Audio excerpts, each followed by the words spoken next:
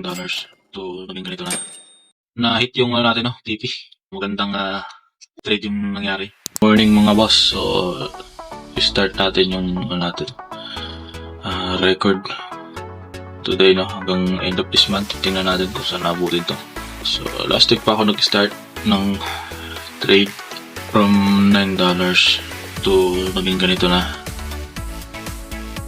Kahapon kumita ako ng mga 40 plus ata. Then kagabi may limit kasi ako dito banda eh. So na-hit niya. Ito yun. Dalawa to actually, kaso hindi na inabutan tong isa. So sana is maging successful to. Ano nga lang pala yung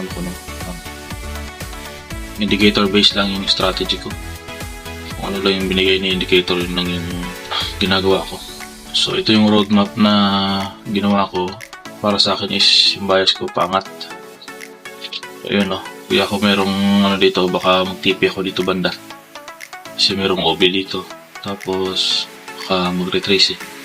Pero tingnan natin kung anong mangyari. Yung setup ko na bias din dito banda. So malayo na siya. Kaya hindi na nakakaba. Pero parang ito nga, may hit muna nga yung OB dito sa may 30. Yun, dito banda. Ka-hit niya muna bago bumaba ulit. So baka mag-TP talaga tayo dyan. Tingnan natin. Mamaya pa naman ito. So balikan natin mamaya. We're back mga boss. Kanina may iniwan tayong buy. Pero naka-TP ako dito banda. Cellphone lang ginamit ko kasi may ginagawa ko. Then nag-position ako ng short kasi kakitaan ko ng reversal doon sa may 15 minutes dito banda. So ayun, nag-short ako, nag-sell I mean.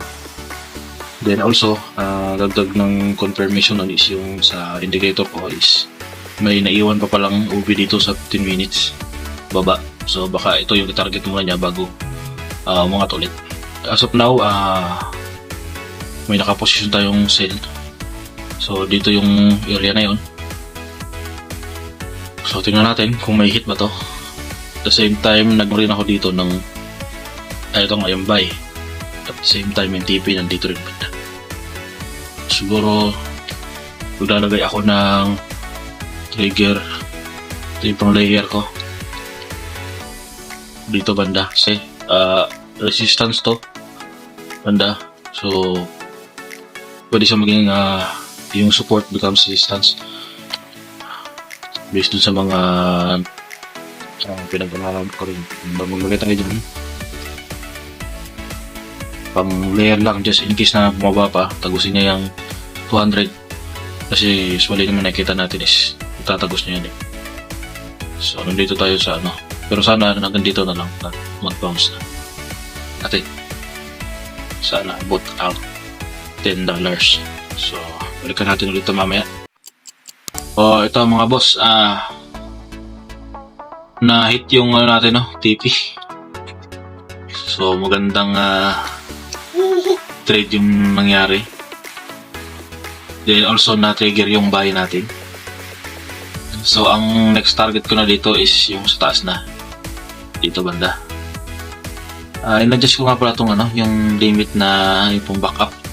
Yung layer natin sa baba, in-adjust ko kasi medyo tinasan ko kasi yung trigger kasi para siguradong ma-hit. So ito yung backup natin sa baba.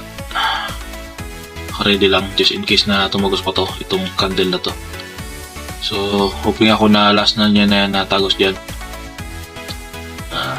Based yan dito sa indicator natin, meron pa naiwan pa rin dito, hindi pa tinamaan. So baka tatamaan na yan. Hoping ako na magre-reversal na to kasi naka na yung nakababad na sa baba yung mga yung 1 hour time frame nakababad na. Then also tingnan natin dito sa natin chart. So parang sakto talaga yun, no?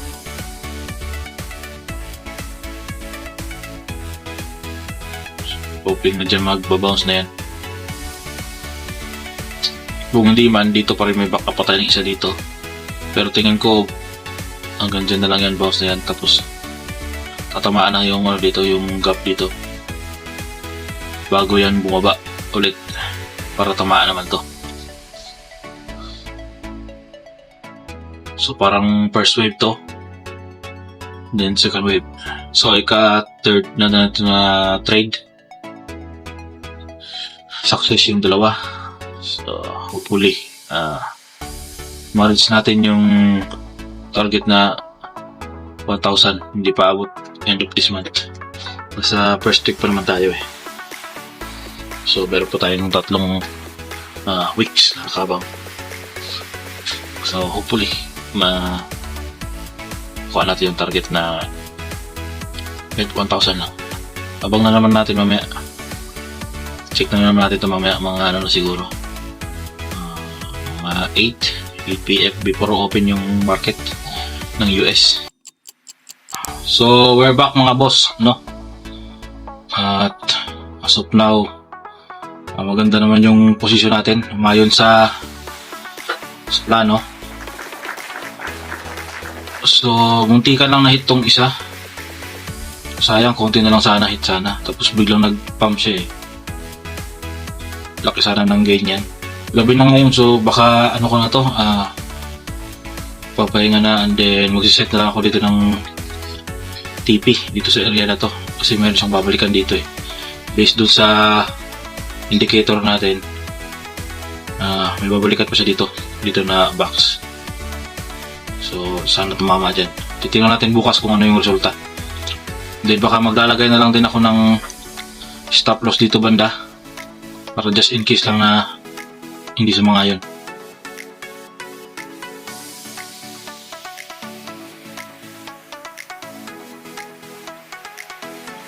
So mga 13 okay lang. All set na, no? Mag-trigger naman yan ulit kung bumaba pa siya ng isang candle. Kasi yung ugali naman market is ano eh, kumukuha ng mga stop loss dito. Kasi in-expect ng mga tao is pangat na. So baka kumuha pa ng isang candle lang, pitikin lang yung mga SL nila. Pero ako malayo na yung SL ko. So hopefully sakto to tatama dito banda. So tingnan natin bukas, no? Subayin niyo ako sa journey ko dito sa 1 month. So that's all for today's trading video. See you tomorrow.